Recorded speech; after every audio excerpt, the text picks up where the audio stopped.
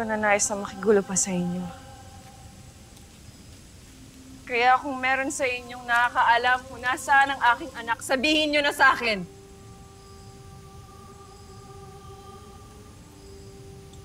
Sumpain man ako ni Emre, hindi ako magdadalawang isip na paslamin kayong lahat. Mayroon ba sa inyong nakakaalam dito kung ano ang ginawa ni Adara sa kanyang anak?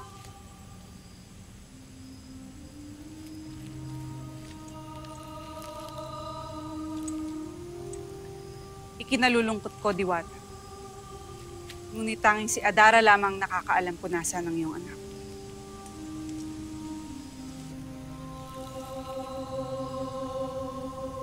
Sana totoong yung sinasabi. Dahil sa oras na malaman kong nagsisinungaling kayo sa akin, paparusahan ko kayong lahat!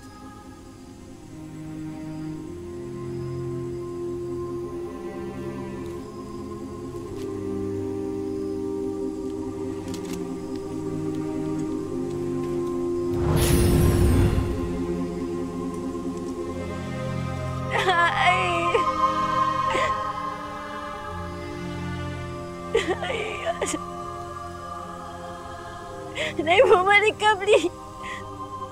Nay! Nandito lang po ako. Kunin niyo ang katawan ng inyong dating pinuno. Bigyan niyo siya ng isang payak na libing. Ngayon din!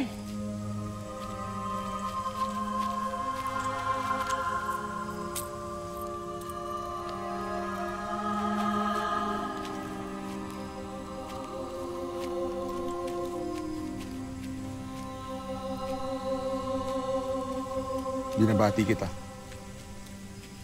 Ngayong patay na si Adhara, ikaw na ang bagong pinuno.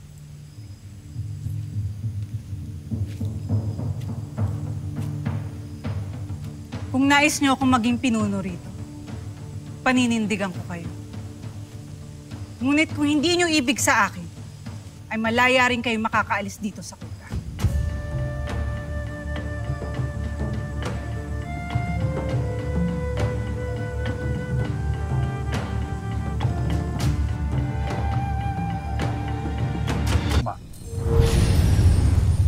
Amihan, mabuti at nagbalik ka na. Ang sandatan ni Lira. Ngunit nasaan siya? Wala si Lira sa kuta ng mababaeng rebelde. Bigo kaming hanapin at bawiin si Lira. Tanging ang pinuno lang nilang nakakaalam kung nasan si Lira. Ngunit ayaw niyang magsalita. Kaya pinaslang ko na lang siya. Ang tungkod na hawak mo, mahal na Reyna. Yan ang tungkod na nasa pag-iingat noon ng Lireo. Ang tungkod na pag-aari ni Adhara. Hindi na mahalaga yun. Dahil patay na siya. At tiyak kung nasa Balaak na siya.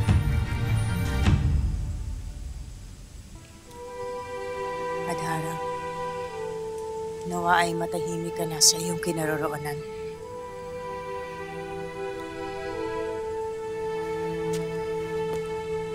Paalam.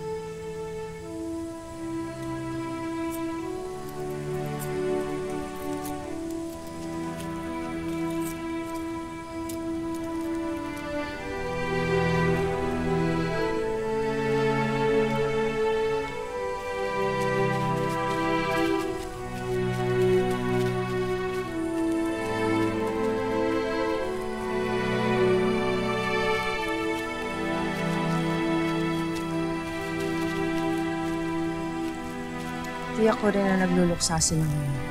Ngunit hindi ako nagsisisi na pinaslang ko siya. Ang kailangan ko lamang ngayon ay kung anong ginawa niya sa akin. Imaw, maaari rin ba itong malaman ng iyong tungkod? Ilang beses ko nang sinilip noon ang naganap kay Lira matapos siyang makatakas si Lireo. Pero hindi yun makita ng aking tungkod. At ngayon ay tila alam ko na kung bakit. Dahil kung ang kilala mo ngang si Adhara ang bumiyag sa kanya, may sapat itong kaalaman at kapangyarihan upang pangalagaan ang sarili niya. Ngunit, akin ang tungkod na yan na hawak ko, amihan.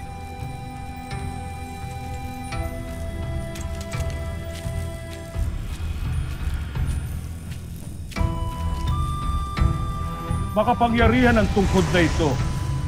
At sa tulong nito, susubukan kong makita natin ang naganap kay Lira. mga tungkod na makapangyarihan, tungkod ng Adamya at ng sinaunang diwatang si Adhara, halina't tulungan kami upang malaman ang kinahantungan ni Sangre Lyra.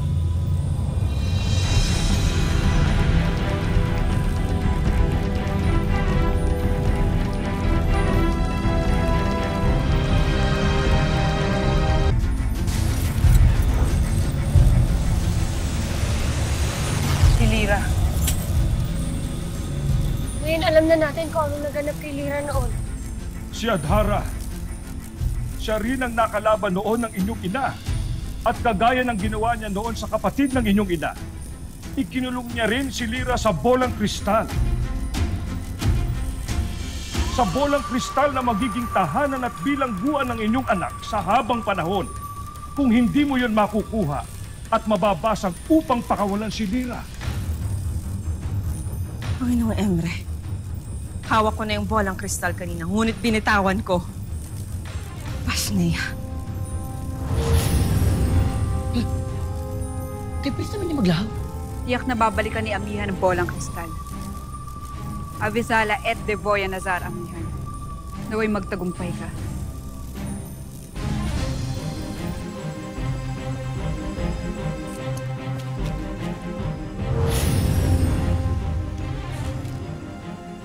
Nilasari! Nilasari! Bakit? Ano ang ginagawa ng dating reyna ng Lireo dito? May naiwan lamang ako, kaya ako nagbalik.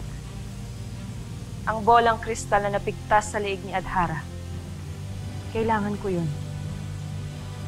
Ibigay niyo sa akin.